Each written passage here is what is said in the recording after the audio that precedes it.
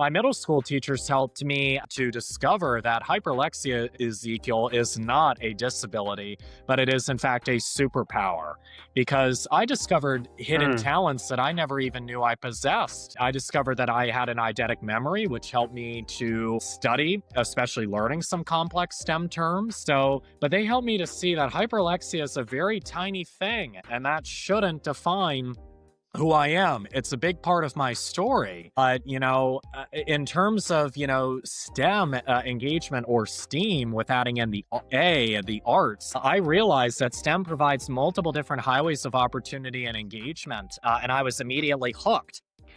Welcome to the Etheria TechCast, where we bring you all things science, engineering, technology, and innovation. Today, we are joined by Jason Dietrich, a passionate science communication specialist at Science Systems and Applications Incorporated, also known as SSAI, and a certified STEM educator dedicated to amplifying diversity, equity, and inclusion in the scientific community. With a unique personal journey that includes navigating hyperlexia and autism, Jason discovered transformative empowerment through STEM education, which shaped his mission to make critical thinking and problem solving accessible to all. Now he leverages social media, podcasting, and innovative outreach to inspire the next generation of learners and highlight the groundbreaking work supported by SSAI for pioneers like NASA and NOAA. Jason, welcome to the show. Ezekiel, it is an honor to be here on your podcast. Thank you so much for having me. Okay, Jason, your journey is quite incredible and inspiring. So I read about your story on your profile, how you had hyperlexia and faced challenges in early education. Can you share the story with us and how it's led you to discover STEM and how it eventually became your island and eventually your highway? Absolutely, Ezekiel. That is a wonderful question. For those of your audience and viewers that might not be as familiar with what hyperlexia is, I'm just going to talk a little bit more about that. So, just think of autism like a brain, right? And autism has many different branches, and hyperlexia is one of the branches of autism. Then there's Asperger's, for example, and many others. The list definitely goes on. But what was interesting in my journey, Ezekiel, was when I was little, when I was about 5 years old. That seemed like ages ago, as a side note. But when I was 5 years old, my parents discovered that I just had this keen ability to read words at such a high level. In kindergarten, I was reading words equivalent to a fifth grader. And Wow. my parents were absolutely impressed by that. So, based on that, what they thought I could do, since I could read words at such a high level, was they thought that I could comprehend what I was reading. So then they started asking me some of these questions, hey, Jason, what does this particular word or phrase mean? And, Ezekiel, very often I would say, I don't know. I don't know.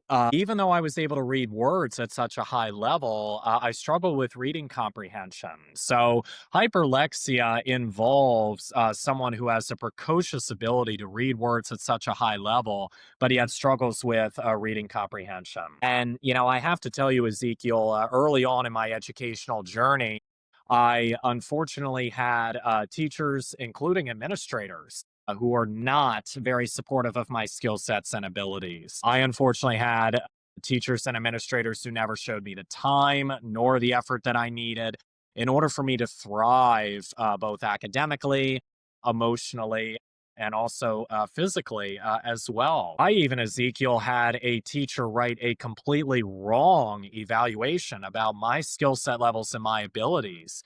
That when I transitioned on to middle school, my middle school teachers took a look at the evaluation and they said, "Who is this kid? This isn't Jason at all. This is a totally different kid that they just wrote about."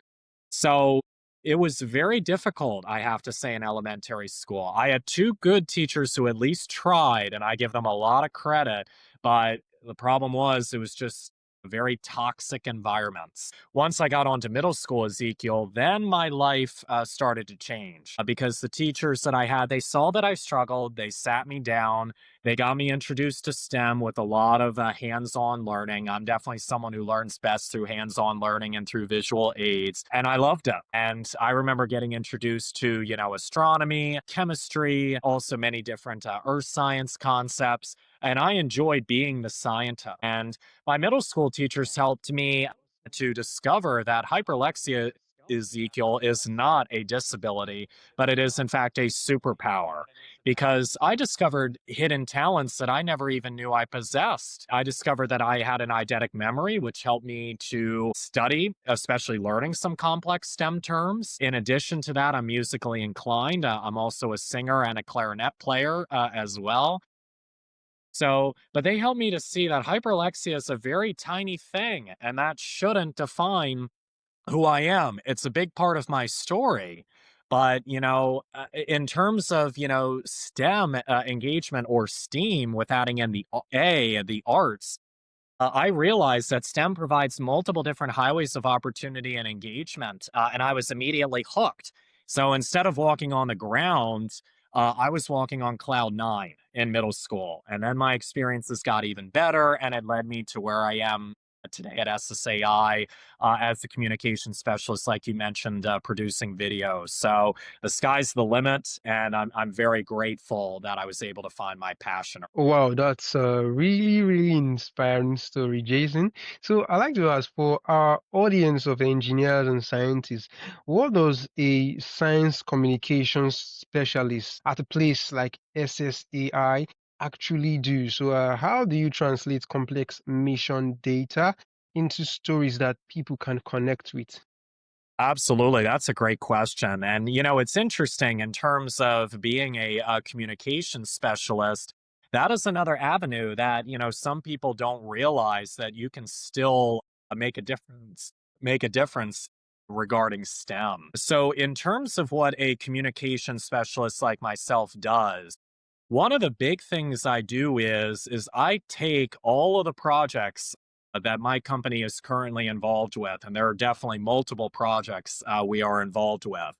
But I am responsible for coming up with meaningful and engaging ways to share the great work that our company employees are doing. So, for example, I'm a podcast guy myself. So, I am responsible for running my company's YouTube channel. So, that is definitely something that I encourage your audience and viewers to check out as well.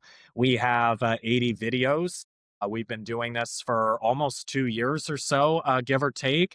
But what we do during that podcast is we highlight our many employees through a variety of different fields, whether it's through remote sensing, in science, whether it's through ocean health, whether it's through DoD as well, through the Department of Defense, also engineering, technology, education, and AI as well. There's many different stories that we have highlighted over the course of starting the podcast, but pretty much the podcast in general helps to highlight SSAI as subject matter experts in many different STEM fields. And that's definitely what's key.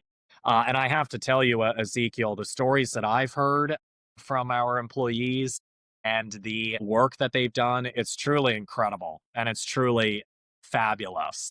So, and we're definitely going to be doing many more. So, that is one example. Another thing that we do or that I do is I come up with engaging social media posts. So again, I take the projects that we do and I come up with meaningful ways of sharing it through text. And I also collaborate with other members of my team as well, where they do engaging visuals. Some of my team members I work with are graphic designers, and they've done amazing work in terms of helping our audience to be able to be engaged and to see, whoa, this is definitely something that I want to check out even further. So that is definitely something that we do on an external basis. Internally, what I do as well is I take a look at our emails. I also send out company wide emails internally, and we also do it externally too. And the big thing, Ezekiel, that we do, especially with my position through communications, is we look at metrics. Metrics are a key thing. So it doesn't matter whether it's externally or whether it's internally, but we definitely take a look at all of our metrics. We see, for example, what is doing well, what might not be doing well, and why. That is definitely the question we ask ourselves all the time. Like, why are, these metrics the way that they are? And we take a look, we see of ways that we can improve, and then we implement those solutions. So it's just a good, learning journey. And sometimes, occasionally, there might be some roadblocks that we might hit, but again, it's all a part of the process and it's all a part of the journey. So, for your audience and viewers who are curious just about, like I said, my role and my position, that is what I do. And, I have to say, I love it. I didn't envision myself originally as a communication specialist. I didn't realize that it was a path to go down, but I have to say, this is, one of the best jobs that I currently have, and it's really serving me well in terms of taking my career to new heights. Wonderful, wonderful, Jason. So you are passionate about making STEM inclusive. So what's one common mistake that technical people make when trying to explain their work to non-experts or younger audience? Absolutely, Ezekiel. Another great question. I think probably a big mistake that is often made that I've definitely seen, especially throughout my elementary school experiences, is for somebody like myself who has a disability. Sometimes I've heard people say that someone like myself will not be successful, and somebody like myself will not be able to achieve great things. That's not being inclusive.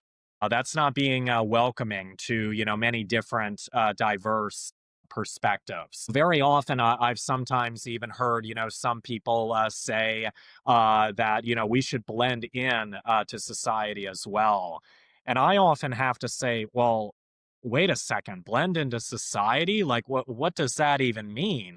Are you implying that, we should just be, like everybody else? And, I just have to think that that's a big mistake right there because everybody has been put on this earth for a significant purpose and reason.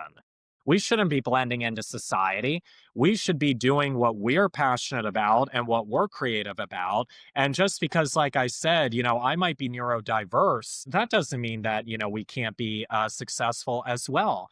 You don't know, Ezekiel, in terms of, somebody like myself, for example, they might be responsible for helping to come up with a cure for cancer. Somebody like myself could be responsible for helping to develop a cure for Alzheimer's. Both of those, diseases have killed millions of people across the world over the last, several decades. Somebody, like myself, might be responsible for wanting to become the next great astronaut. And I have to tell you, Ezekiel, that is something that I want to do. I want to be an astronaut one day because I want to inspire the next generation and let them know that, just because you might be neurodiverse, that doesn't mean that you can't be successful and you can be successful. So, in terms of, being inclusive, we have to not blend into society. So what if you don't fit into a group? That doesn't matter. You have to do what, you're passionate about and what you're creative about and find good, like-minded people who will support you. And that is what I have found at SSAI. And very fortunately, I have worked with such great, like-minded people, whether it's my employees, my management, including our company executives, who have really done an outstanding job in terms of bringing in various viewpoints. If we do that, then there's definitely going to be even more openings of opportunity with STEM. So we shouldn't push anybody aside. We should definitely be inclusive, and we should be welcoming to various perspectives. Wow, that's a really great talk and visionary inspiration. Jason, you designed a STEM game learning module. So, can you give us an example of how a game can teach a complex STEM concepts? let's say, in a way that a textbook Absolutely, cannot? that's a great question, Ezekiel. And I have to say, for the learning, the STEM game learning module, I actually developed this before, coming to SSAI. I worked with another organization called the Virginia Spaceflight Academy, which is a nonprofit organization that promotes STEM through coding, robotics, rocketry, and drones. They are primarily based at Wallops Flight Facility down at Wallops Island in Virginia. So, for your audience and viewers who are currently listening, if you haven't been down there, please definitely check that area out. It's very cool. It's very fascinating. And there's a lot of great history involved too. But what happened, Ezekiel, was I collaborated with another NASA STEM engagement specialist in terms of designing a video game module. And pretty much through the STEM Learning Academy that they have, it's a year round academy. And it is primarily for students who are in grades 2 through 8. However, there were a couple of STEM engagement specialists who were hired as well, who are helping to expand it, even further into high school as well through a different camp, which is very, very exciting. But in terms of the collaboration I did with the NASA STEM engagement specialist, we taught students the overall concept of video game design. And the tool that we used was Bloxels. And Bloxels is a popular educational tool that, many educators have used. I think definitely during COVID, with all the quarantines that we had and all the virtual learning that we definitely saw a huge spike in terms of, gaming and, online learning through various platforms. But what we did, Ezekiel, was for any student that signed up, we sent them a Bloxels game kit where there were, instructions, there were different, colors, but it was all hands on. The students got to be able to design their own characters, and they were able to, go into Bloxels and pretty much create their own game.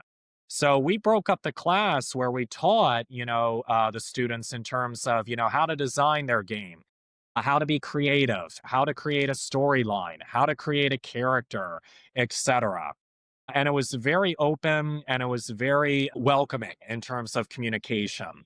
There wasn't a whole lot of pressure in terms of quizzes or tests, nothing like that. And that definitely helped because one of the big challenges, Ezekiel, that we have today is that society's problems have become even more complex, and it requires more, critical thinking and analysis. The traditional method of just rote memorization through learning through a textbook, that doesn't work anymore. So in terms of, STEM and the problems that we have, it requires out of the box thinking. So some students might learn, via a textbook, but to me, for example, that's not very engaging. I want to learn through hands-on STEM learning. But the video game module, Ezekiel, that I collaborated with through another NASA STEM engagement specialist, Ezekiel, the benefit was that through higher pyramid, students were analyzing, they were applying their learning, and they were also creating. So one of the most common, pyramids that I think of is Bloom's taxonomy. That is a very popular educational period, especially that I learned in undergrad, where we were taught to have students apply the upper tiers of the Bloom's taxonomy period. I believe that there were 6 pyramids or 6 different levels. So we were really trying to engage in the upper tier pyramids or the upper tier levels. So with the video game on module, we were teaching students that you can be creative, you can design anything that you want. And it was also, through trial and error. The students got feedback in terms of their game and they were able to, make it better. They definitely very much enjoyed it, and I have to say that myself and my other NASA STEM engagement specialist enjoyed creating it and teaching the students as well. Wonderful, wonderful. So let's talk about SSAI for a while. So I'd like to know Who would you recommend to work at SSAI and why? And also, I'd like to know what are the characteristics of a person that should actually be able to work at Absolutely. That is a great question, Ezekiel. So, in regards to that, with SSAI, one of the big things is if you are passionate about science, exploration, and humankind, SSAI is the place for you. So, you definitely have to be passionate about STEM because, if you're not, well, you're really not going to be able to make a much of a difference, and you're really not going to enjoy your time and experiences. So that is definitely something that I would emphasize and express. You have to be passionate. Another thing that I would emphasize as well is in terms of wanting to work at a company like SS. What I love about SSAI is there's definitely a very true family feel. SSAI is a 48-year-old woman owned minority small business, and we're certified in that. But we have a powerful mission and vision. At our core, SSAI is driven by a purpose to improve life on Earth through innovation and leadership in science, engineering, data analytics, and also the Department of Defense, DoD. And our vision extends beyond projects and programs. We strive to answer the world's most important societal and scientific questions, from the depths of our oceans to the far reaches of space, which is very, very cool. And in terms of the personality that you have to have with working at SS, I would definitely say there are four C's that I definitely value that are essential to have. One of them is you've got to be caring. Another one is you got to be compassionate. You also have to be creative, and you have to be a great communicator. I think, with those four C's based on from what I have learned, that will definitely take you very, very far. Because, number one, you have to be able to communicate and advocate for yourself. That is definitely something that I do as a communication specialist. In terms of being creative, you have to think outside the box. Here in the government contracting world, there definitely can be, some things or challenges that pop up and some questions that you have to answer. And it's important to be able to think outside the box. And then in terms of being caring, well, you have to care about others and you have to care about various viewpoints and different perspectives, especially if someone is neurodiverse like myself. And the compassionate side of things is that you all have to work together. We're all a part of a team, which is, very, very important. If we want to get to the next level, if you value the four C's that I value, and, like I said, if you are passionate about STEM exploration and humankind, SSAI is the place for you. And we definitely encourage everybody to check out our open opportunities, on our website so that way you can get involved. And we also offer internship opportunities and experiences as well. So, where again, we apply real life application concepts. So, we look forward to hearing from you. We also look forward to partnering with you as well. If anybody has any questions or any partnership inquiries, please don't hesitate to reach out. And I'll definitely be providing some emails for your audience and viewers, Ezekiel, to contact. Wonderful, wonderful. So, speaking about the opportunities at SSEI, I'd like you to elaborate more. So, talk about the internship opportunities, like the roles available there, the job roles, who can actually apply. Of course, you've talked about the characteristics. Can people from other regions that are not close to SSAI at the moment actually apply? Absolutely. That's a great question, Ezekiel. I'll definitely go into definitely further details in terms of what, some of our employees work on. They definitely work on a variety of different projects, which are very, very engaging through various STEM means. But to answer your question in terms of, remote work, yes, we do have some employees that work remotely. And it definitely depends on the job and it depends on, the position. So I know that some of our employees, there are a few that like work. I believe there's like one that works out in Colorado. We have some employees that work down at our EPA office down, in North Carolina. And we also have a majority of our employees that work in the state of Maryland. That's where our corporate headquarters are. And that's where I am in the state of Maryland. So, but in terms of working remotely, for some positions, yes, that is definitely, an option and a possibility. It just depends on the role. So some people work, fully remote. There are some hybrid positions. Like, for example, my position is hybrid, but, I come into the office 4 days a week. And then usually on Mondays, I'm remote. And, with some of my other team members, they come in 4 days a week and then they're remote one of the other days as well. So, and then there are some employees that are in, the office 5 days a week. If there's a mission going on, or if they're, critical personnel, for example, like facilities or something like that, IT, I believe as well, then you definitely need to be in the office, 5 days a week, just in case if there's a problem with the building, or if, there's a tech outage or something like that. You do need to have people around and available to be able to assist. So, like I said, there's definitely, some opportunities to either be in person, hybrid, or remote. It just depends on the job and the position. So, you definitely want to make sure that, whatever you are interested in, you have to be willing to commit to whether you want to work, in person, hybrid, or, remote. So that's just something to be considerate of. In terms of, the work that, our employees do, especially, through our internship experience that we had this past summer, what our Explore interns did, that's our internship program.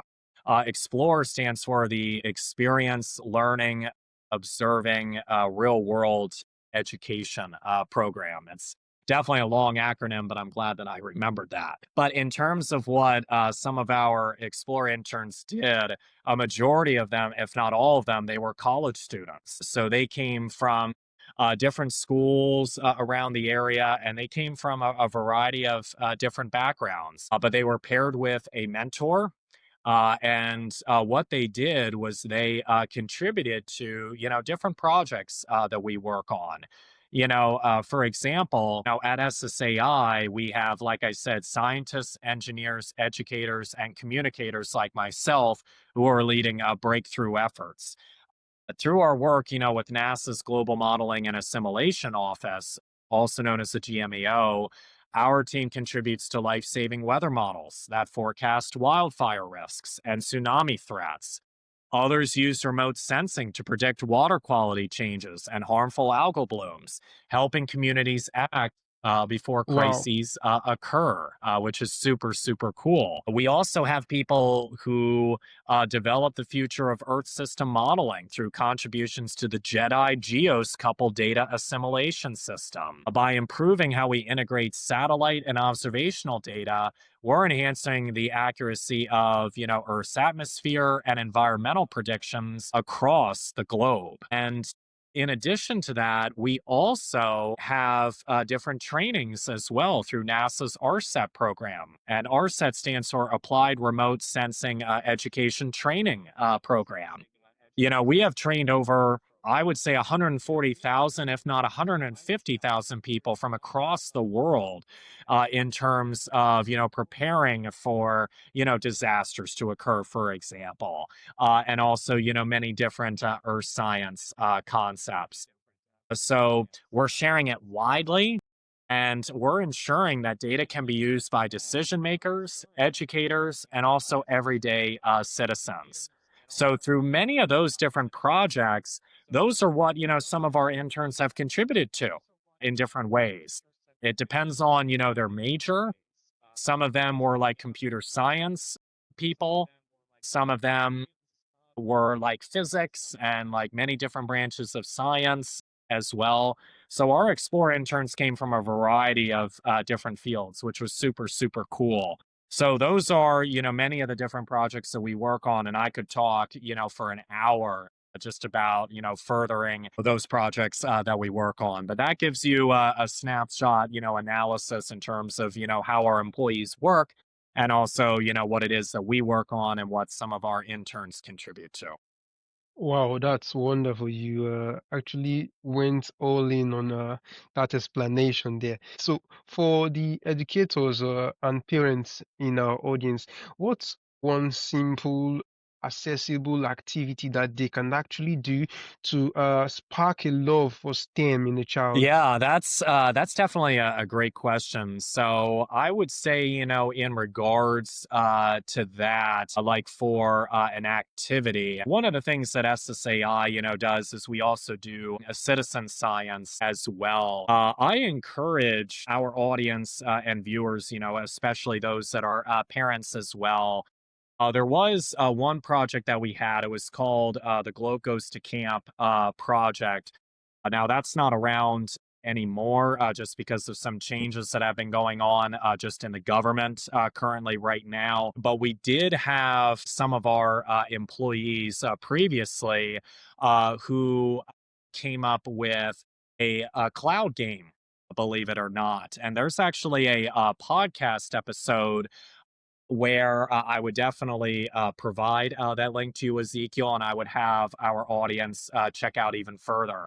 But this cloud game is very, very cool because it is hands on. And what parents and also, kids can do with this game is they have to guess, what type of cloud that they are. And, they have to try to figure out, all the different types of clouds and also try and guess, for example, what other players' cloud is as well.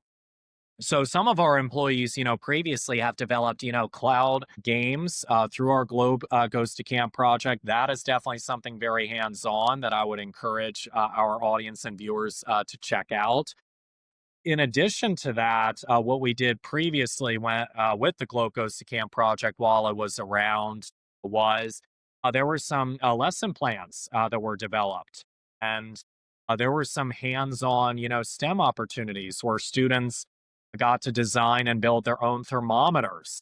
They got to go outside and collect data and contribute to a global database with over, I believe, 120 and 130 million different measurements across the globe. So, like I said, with the Globe Goes to Camp project, even though we don't have necessarily anymore, unfortunately, just because of some, government changes and, changes in budget, we definitely have provided those resources in the past. So I would definitely, encourage your audience and viewers, including anybody who's a parent and who has a child as well, to check some of those resources out. And that'll definitely be a nice way to engage in hands-on learning, and it will also help to get you as the parent curious and also your child curious. So if they are interested in that, please definitely check those resources out. Amazing. So, for students or young professionals listening who might actually also feel different or face learning challenges, so what advice would you give them about pursuing a career in STEM? Absolutely. That's a great question, Ezekiel. One of the big things and advice that I would definitely emphasize is, and actually, there's two things. Sorry, there's two things. One of the things I would emphasize is to spend time by yourself. That is definitely something that is key. And that is, believe it or not, something that I found to be beneficial later on in my journey. Because, sometimes with hyperlexia and, with autism, I struggle with anxiety. I still do at times, but I come up, with ways to cope and, engage even further. And in addition to that, I realized I was spending time alone by myself. I really got to know me and what I was passionate about and what I wanted to do. So that is definitely something I would encourage everybody in our audience and our viewers as well to be able to do over the course of their lifetime. So that is definitely something that will help you. And it will also help you to not get distracted. Because oftentimes, when you're engaging with others, and especially if you're engaging on social media, sometimes there can be a lot of things that are going on, and there can be some negativity as well, depending upon what is going on in our world today. And you don't want to get sucked in to all of that, because that's often going to distract yourself in terms of who you are and who you serve and what's best for you. So, even though I'm on social media, sometimes, through my role as a communication specialist, you definitely have to turn that off. So, because you don't want to, get sucked into all the negativity, and you also don't want to get jealous of somebody else, who might be doing something great as well. That's their story. Okay. But that's not you. Everybody has a unique path. Everybody has a unique journey. So it's very important to get to know you and spend time by yourself. The second thing I would encourage is definitely write down your goals and your dreams and your ambitions. And definitely, read them, and don't let anybody get you sidetracked in any way. And definitely pursue your goals and your dreams right away. And but definitely make sure that you don't tell a whole lot of people as well about your dreams and or your ambitions, because whatever you get in your imagination is definitely something that is worthwhile, and it's definitely something that you should pursue, because your imagination is everything. It's the preview to life's coming attractions. And if you think about that, that's a pretty true statement, because Albert Einstein said that. So if you get something in your imagination, then that means you should definitely pursue it, because that is actually God who is talking to you. Because again, you have been put on this earth for a unique purpose and a unique reason. So you definitely have to make sure that while you're pursuing your dreams as well, after writing them down, that you believe in the process, that you build a relationship with God, because He is preparing you. That's exactly what He's doing with me in terms of, wanting to become an astronaut as well. Achieving your dreams takes time. It's not going to happen overnight. You do have to be patient. And sometimes I've been guilty of being impatient, but it's all a part of the process. You're going to get knocked down. You're going to get shoved, but you have to get right back up, and you just have to keep going. And all of your dreams and innovations, as long as you believe in the process and you are patient, they will happen at an appointed time. So if you do those three things, then you will definitely be successful. You will be able to accomplish things that you never even dreamed of. And God will also provide you with some dreams as well. He'll give you some great gifts beyond your dreams as well. You just have to believe in that process. Wow, wow, that was a really wonderful piece of advice, Jason. Part of the theme of this podcast is centered around innovation. For that reason, there's a common question that I like to ask all the guests that I interview here. So, tell us, Jason, what does innovation truly mean to you, and how does it relate to your work, your life, in the context of how we communicate Yeah, and that teach that's a great science? question, Ezekiel. I would definitely say, in terms of, what does innovation mean to me? I think it definitely starts off with identifying what is the problem, right? Because that's definitely a big thing that is key, with innovation. It involves a problem, and you have to come up with a solution to that problem. Now, some problems can be small, some problems can be a little bit larger, some problems could be huge. So it just depends on what it is that you are pursuing. It depends on the career path that you want to go down. And it depends on, too, who you are working with. But innovation, I've learned, Ezekiel, it starts with you. Besides the problem, innovation starts with you. What can you contribute to society? What can you do to help solve some problems? Whether it's through your community, whether it's through STEM, whether it's in your family as well. If you see something that, isn't right, I feel it's definitely important to use your voice and to use your different perspectives to challenge some ideological thinking. So, but what you have to do is through your own voice, you definitely have to take action, which is definitely something that is key. So I've learned, Ezekiel, that innovation pretty much means it starts with you. It starts with your ideas and your viewpoints, and you have to take action in terms of, if you see a problem, how best can you solve that? And definitely for somebody like myself who has, hyperlexia, a form of autism, I'm definitely trying to spread awareness of it. And again, emphasize that nobody has a disability. Everybody has a superpower because there are some people that are often still judgmental to somebody like myself before you even get to know me. I might think slowly, or I might think a little bit differently, or it might take me some time to read something. But come on, look at all the great gifts that I have that hyperlexia has been able to provide to me. So for those people who might be, questioning my abilities or, judging, I would definitely encourage you to not push me aside, really get to know who I am.